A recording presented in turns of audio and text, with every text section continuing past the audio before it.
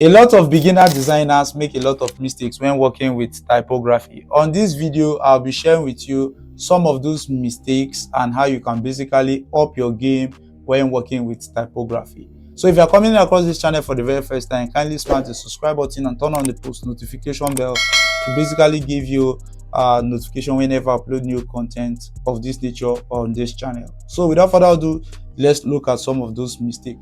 Mistake number one has to do with the use of many fonts. A lot of designers does that. They use too many fonts when working on any design project. Okay, so I will always advise that as young designers or as beginners, you should limit the amount of fonts you use when working on your design.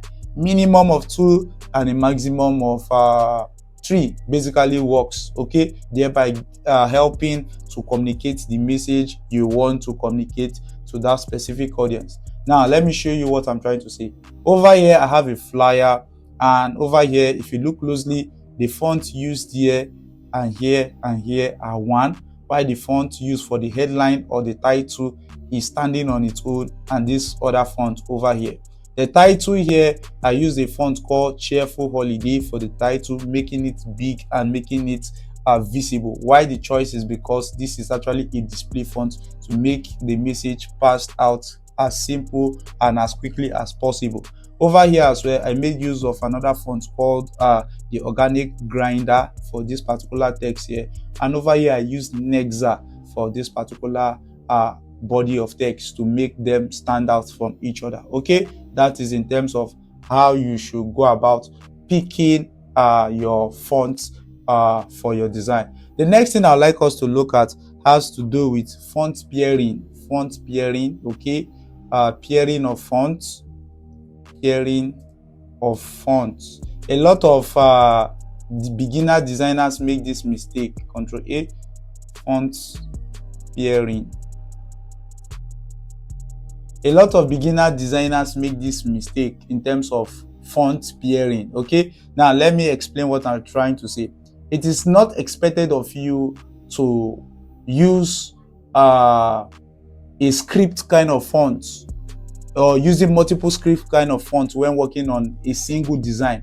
For example, I have a design here, or I have a font over here, and I choose to change this font to a script typeface. Okay, let me choose maybe Autography. Autograph, okay, is a font, and I scale it out over here. Okay, then when working on it, I introduce another script font. Okay, and okay, let me just leave the information this way, and I introduce another script font of this nature. Okay, so it is not advisable of you using similar category of fonts of this nature like this, especially when working on designs. Okay, now I'm not saying that you shouldn't use your sans serif or your serif when working on design. No, that's not what I'm trying to say. I'm not trying to say you shouldn't use multiple sans serifs or serifs when working on your design. I'm specifically looking at when working with script font and when working with what? Display fonts. Okay, it is not expected of you to use 2 script fonts like this on a design. No, it is not allowed. You using another script font here, you using another script font here, or over here I choose to use a display font. For example, let me say Junk Dog, for example. I have this over here, and I come over here and I use another display font. Let me look for another display font over here, and when you apply that, it will not look nice. Okay, it will not look nice on the design. Okay, so it is advisable of you to limit the amount of display fonts you use and the amount of script font you use. If you want to use script font or display font, you should use one. Then if you want to use your sans and serifs, kindly use maximum of 2 to basically create contrast on your design.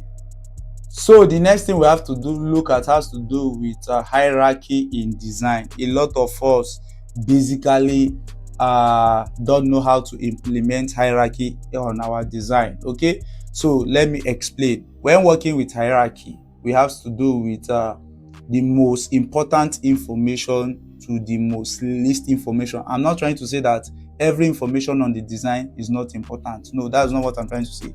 You have to play or categorize those information based on the most important, and which is over here on this design, the most important here is what? The headline. The headline should stand out from any other body information. Are you getting me? The title should stand out from any form of other information over here. So it should be legible in size and it should be visible in weight from every form of other information. You cannot look at this design and tell me that you are seeing this before seeing this headline or seeing this title. No, it doesn't work that way. You have to make your title or your headline to basically stand out from every form of other information in your design. Okay, so this title stand out from every other body text over here. Okay, so that is how you basically go about doing that. Okay, so one of the ways you can basically do that as well is by using, let me change this from this to, let me see, Nexa, for example. Okay, under here we have extra light and heavy. I can make this heavy for what? The headline. Okay, while working on the body, for example, I want to work on the body, I can change this to what?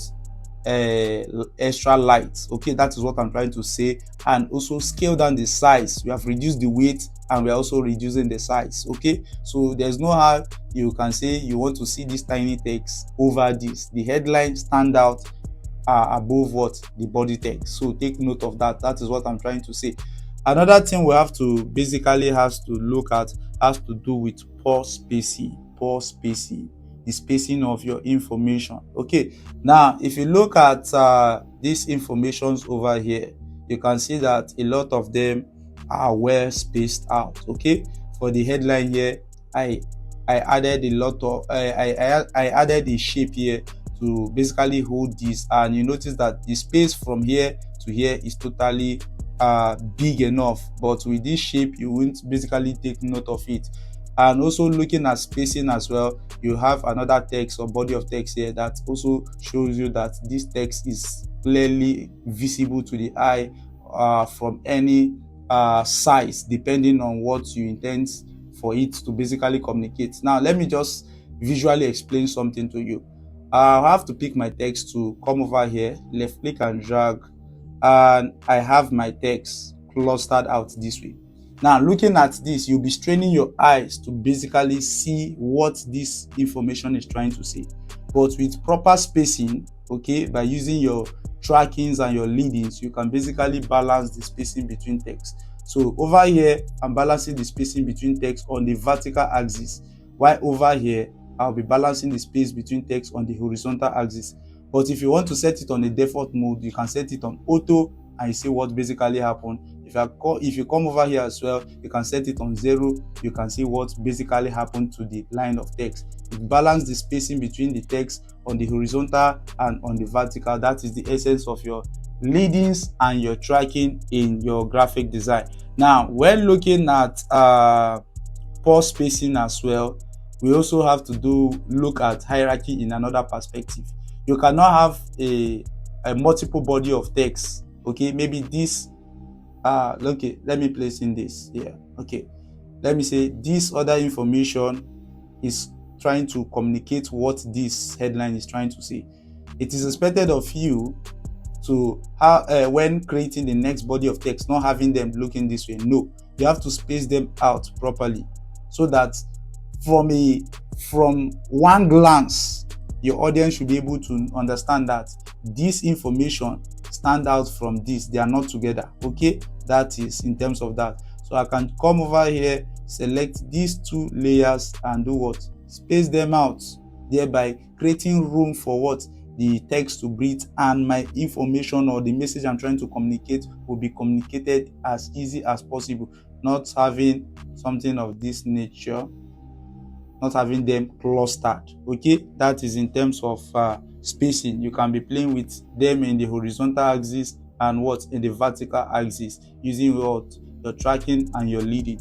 And another part we have to look at has to do with text effect. A lot of beginners make that mistake in terms of choice of text effects. Okay, in this era, I will basically advise you to limit the amount of text effects you are using. Okay, so if you take a look at this design over here, you cannot say I apply any text effect on this. I never applied a stroke, I never applied a glue effect. A lot of people feel that applying glue basically helps to improve the look of your design. For example, you have your headline text here, somebody will come over here, double click on this, head over to stroke, add the stroke color.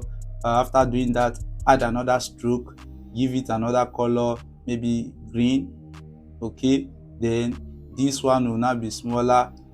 Adding too many, it is not needed in this time and era. Looking at trends, okay, you have to limit the way you do things. While some are of the opinion that they want to apply let me say gradients on their text, they will apply gradient. It is okay, but sometimes you have to limit the depth of the gradient, not making it too visible. So I always advise anything that will not help your design in any way, just don't add it on your design. Okay, so it's better you leave your text clean and neat without adding too many effects, looking at the current trends of things in this particular time. Okay, and sometimes some of us go ahead to add drop down shadows.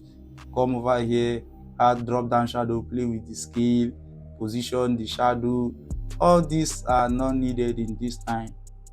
You get, so soften the shadow, all the, so bro, so you just need to up your game and leave all of this. They are not needed in most situations, so it's better you keep them this way. Okay, depending on the perspective of what you are trying to communicate.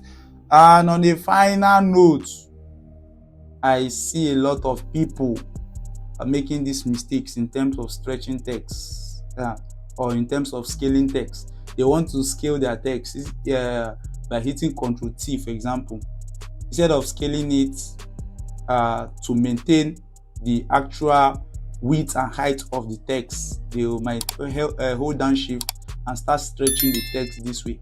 It is totally wrong. It is totally wrong. So it is expected of you to do what? Transform text and use them the way it is, except you are using tall fonts. Okay, a lot of tall fonts basically gives room for you to do what? To basically do some forms of manipulation depending on what message you are trying to communicate with your headline. Okay, so that is in terms of that. So if you take a look at this design, you won't find any form of text being stretched out or being squeezed out from its original look. Okay, so that is in terms of stretching of font, and also looking at text effects. No text effects are basically being applied to this. Looking at poor spacing of text, you can see that the spacing of the text is clear and is actually visible to the eyes. Okay, in terms of hierarchy, I've explained about that, and we have also talked about font pairing, the choice of font, be it a display font, be it script font, and among others. So ladies and gentlemen, if you gave value from this, let me know in the comment section. If you have any question as well, let me know your takes in the comment section. Like, share, subscribe, and don't forget to share this video with other creative out there. So as usual, I'll see you in the next.